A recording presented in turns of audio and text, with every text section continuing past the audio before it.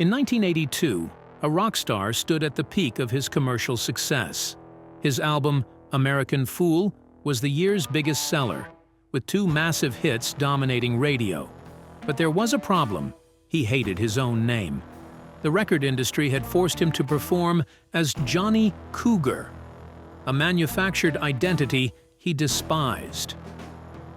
What happened next would change the music industry forever. This is the story of how John Mellencamp outsmarted the system and won back his identity. In 1976, a young musician from Seymour, Indiana, stood in the office of Main Man Management. His name was John Mellencamp, but not for long. Tony DeFries, David Bowie's former manager, had big plans for the 24-year-old singer. "We want something uniquely American," DeFries declared. "Something hot and wild." The management team brainstormed options: Johnny Indiana, Johnny Puma, Johnny Mustang. They settled on Johnny Cougar. Mellencamp hated it.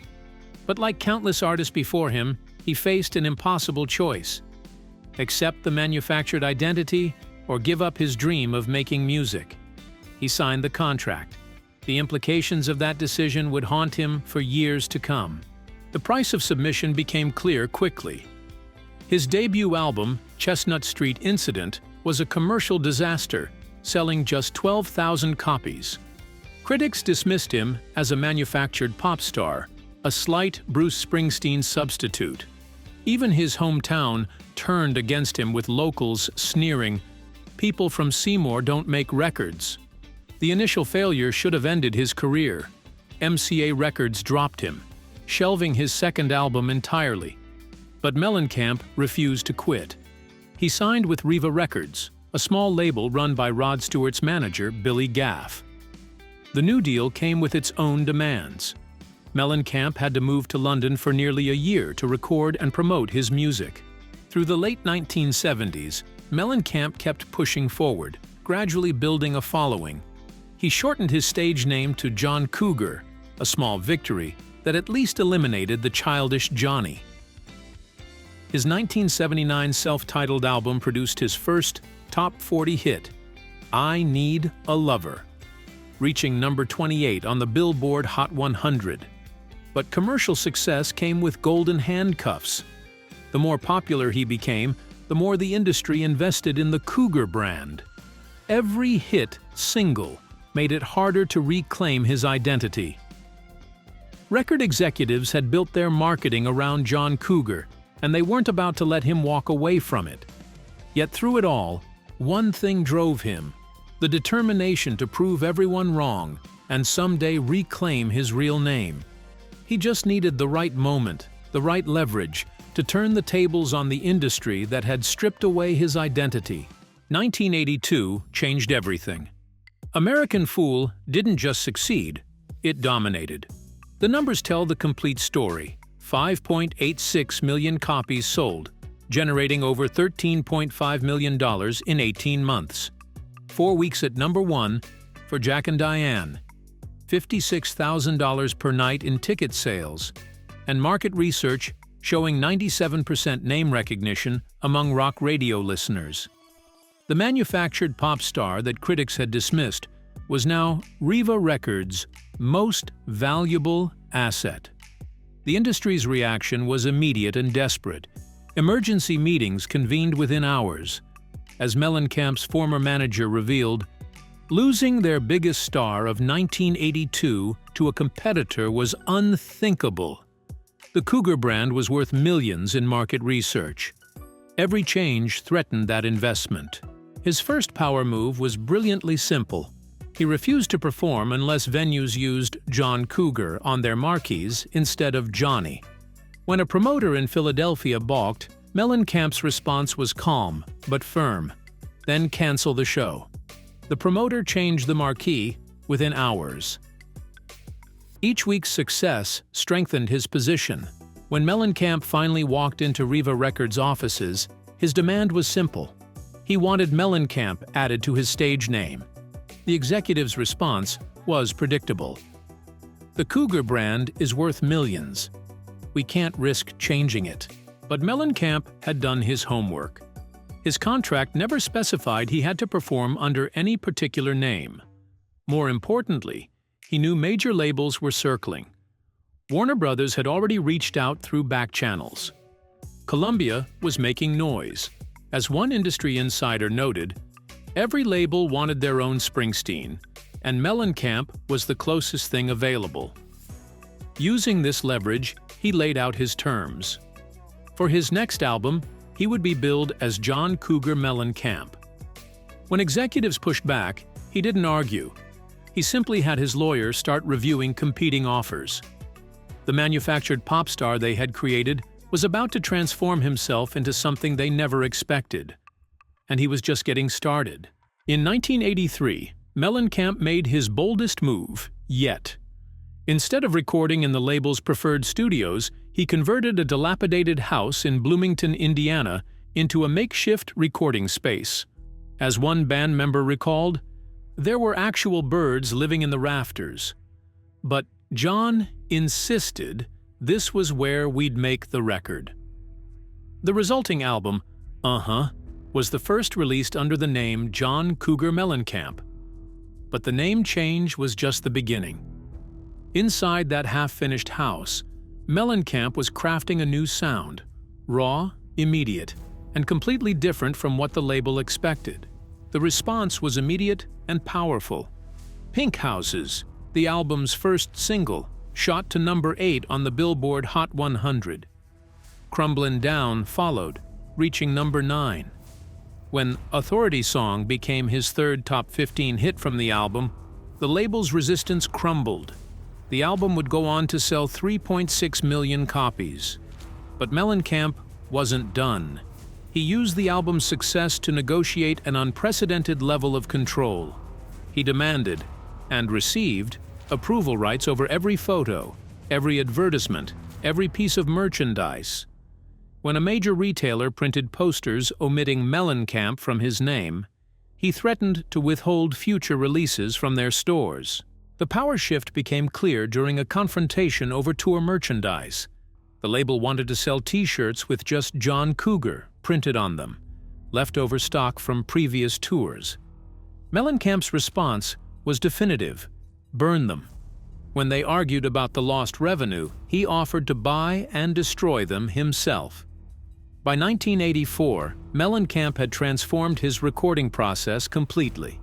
He purchased an old building in Belmont Mall, converting it into a state-of-the-art studio. This wasn't just about creative control. It was financial strategy. As his business manager noted, every dollar spent on the studio was a dollar the label couldn't hold over his head. The industry's attempts to maintain control grew increasingly desperate. They offered him a $2 million bonus to drop Mellencamp from his name for one more album. His response? "My name isn't for sale." When they suggested a compromise, using Mellencamp only on album covers but not in radio promotion, he refused to even discuss it. This wasn't just about his name anymore. Each victory gave him more leverage for the next battle.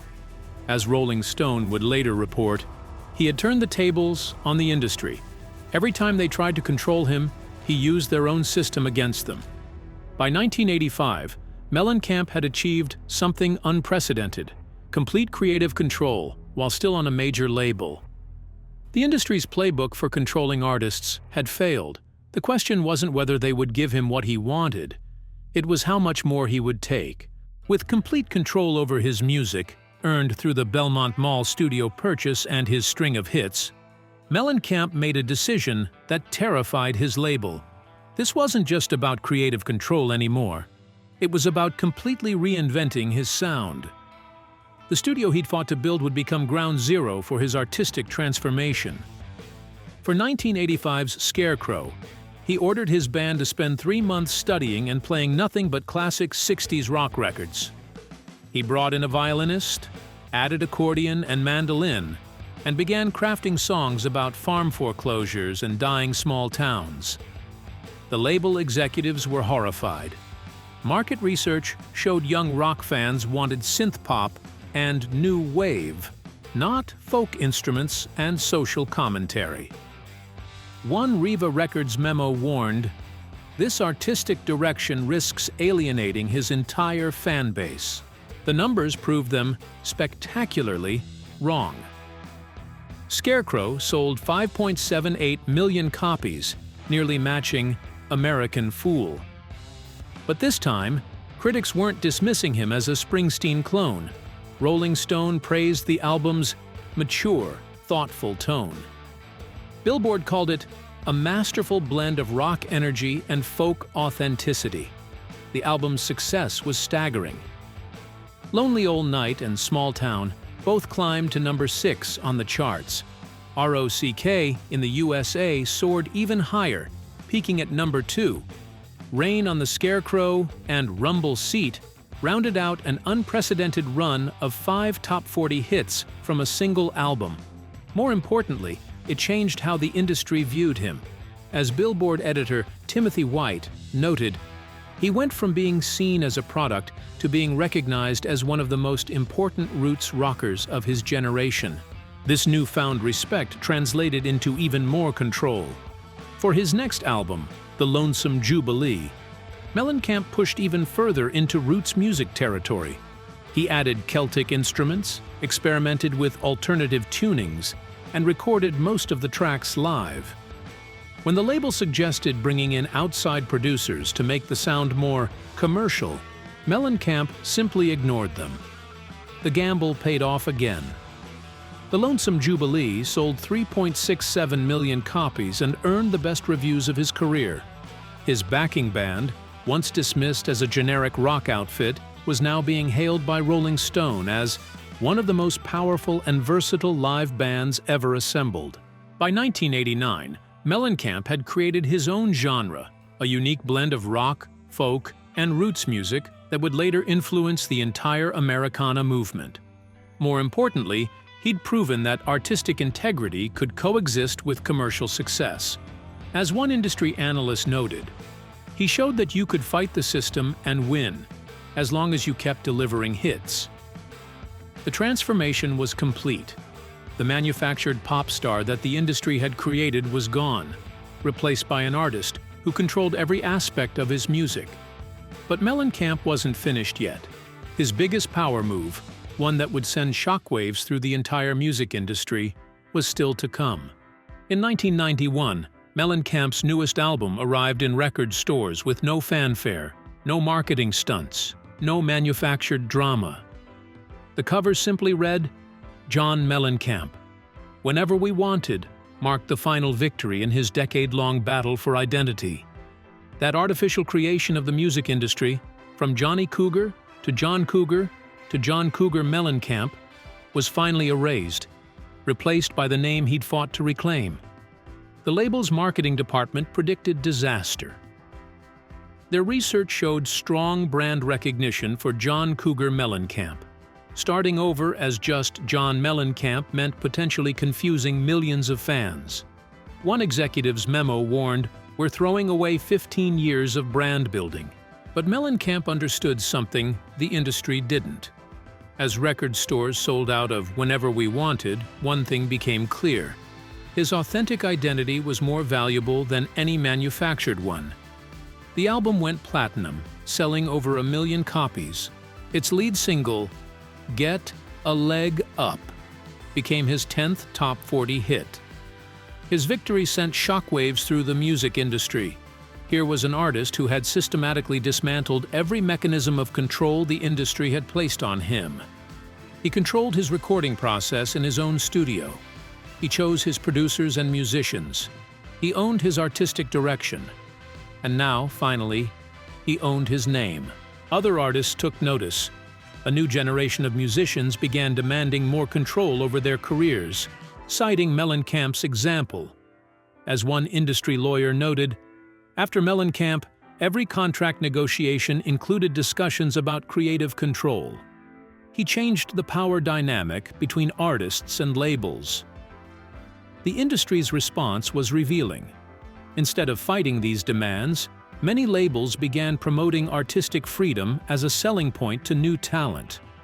Mellencamp had proven that authentic artists could be more profitable than manufactured ones. By 1992, several major labels had revised their standard contracts, giving artists more creative control.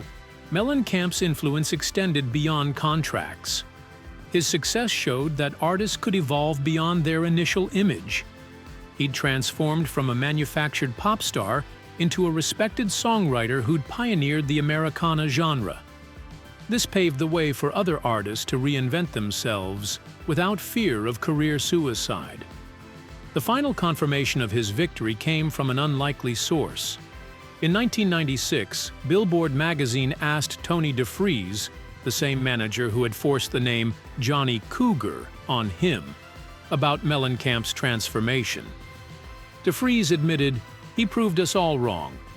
The real John Mellencamp was more valuable than any character we could have created."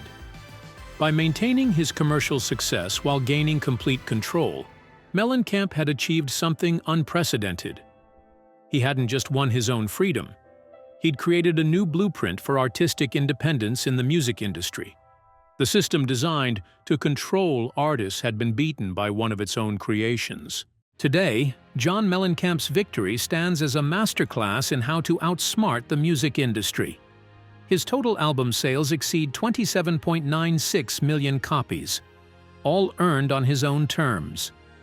The control he fought for became a model for future artists, proving that authenticity could be more profitable than manipulation. The true genius of Mellencamp's strategy wasn't in fighting the system head-on. Instead, he used the industry's own metrics against it. Every hit single gave him more leverage. Every sold-out show strengthened his position. He turned each victory, no matter how small, into ammunition for the next battle. His influence rippled through the industry. The standard recording contract of the 1970s, which gave labels almost complete control over artists, became obsolete. By the mid-1990s, creative control had become a standard negotiating point for new artists. As one industry lawyer noted, Mellencamp didn't just change his own deal, he changed everyone's deal. His strategic patience proved that sometimes the best way to win is to let them think they're in control. In his own words, "Sometimes you have to let them think they're winning before you can beat them at their own game." His legacy extends beyond the music itself. Every breakthrough he achieved, from studio ownership to artistic reinvention, became a blueprint for future artists.